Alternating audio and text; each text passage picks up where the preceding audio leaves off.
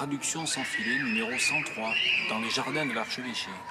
On entend les sirènes, on entend les jeux des enfants et les conversations.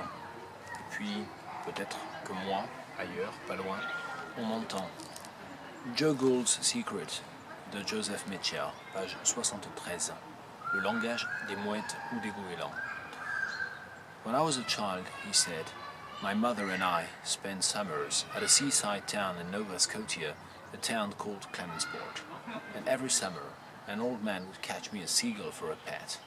And I sometimes used to have the impression that my seagull was speaking to me, or trying to. Later on, when I was going to Harvard, I spent a great many Saturday afternoons sitting on T Wharf in Boston, listening very carefully to seagulls. And finally they got through to me, and little by little I learned the seagull language. I can understand it better than I can speak it, but I can speak it a lot better than you might think. In fact, I have translated a number of famous American poems into seagull. Listen closely. He threw his head back and began to screech and chirp and croak, and mew and squawk, and gobble and cackle and call, occasionally punctuating these noises with splutters. There was something sing-song and sonorous in this racket that made it sound distantly familiar. Et là, je ne lis pas la suite, mais Joe Gould vient en fait de réciter sa traduction d'un poème célèbre de Henry Wadsworth Longfellow en langage des goélands. Quand j'étais enfant, ma mère et moi, nous passions tous nos étés au bord de la mer, dans une ville appelée Clemensport, en Nova Scotia. And every summer, et chaque été, un vieil homme, et tous les étés, un vieil homme m'attrapait un goéland et me le donnait, ou m'en faisait cadeau, comme d'un animal domestique.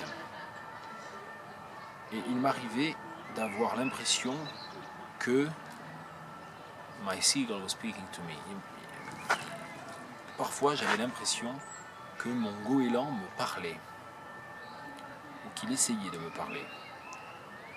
Later on, when I was going to Harvard, I spent a great many Sunday afternoons. Plus tard, à Harvard, je passais de nombreux samedis après-midi assis sur la jetée, ou dans le port T Wharf. On va, je pense, garder le toponyme T Wharf. Je passais de nombreux samedis après-midi à rester assis sur T Wharf à Boston et à écouter très attentivement les goélands. And finally they got through to me. Et je finis par les comprendre, ou ils finirent par trouver le chemin de mon cerveau, de mon entendement, c'est ça. Ils finirent par trouver le chemin de mon entendement.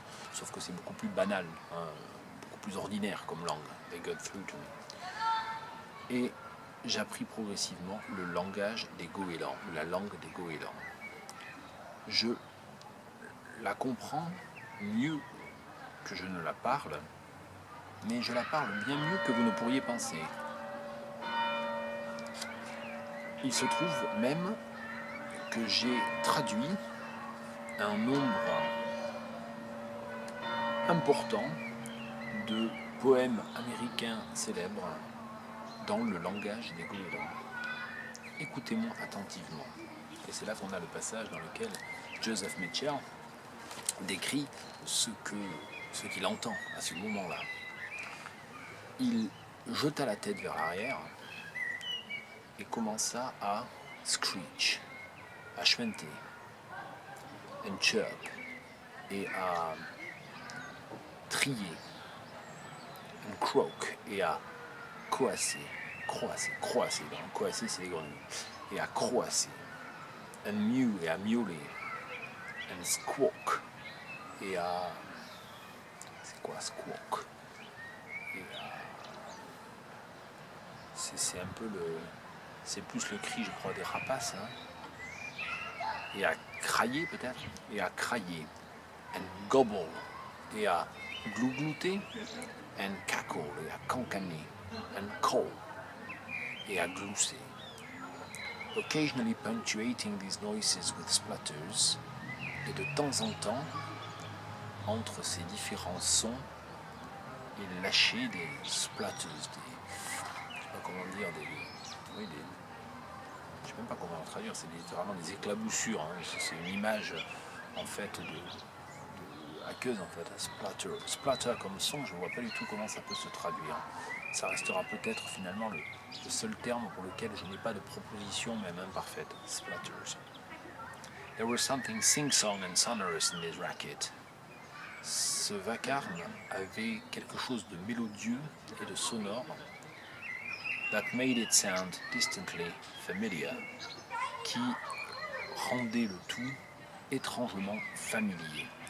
Et effectivement, comme je vous l'ai dit, après ce passage, le narrateur découvre qu'en fait, ce qu'il vient d'entendre dans la langue, ou la prétendue langue des goélands, c'est un poème de Longfellow. C'était le numéro 103 de Traduction sans filet dans les jardins de l'Archevêché.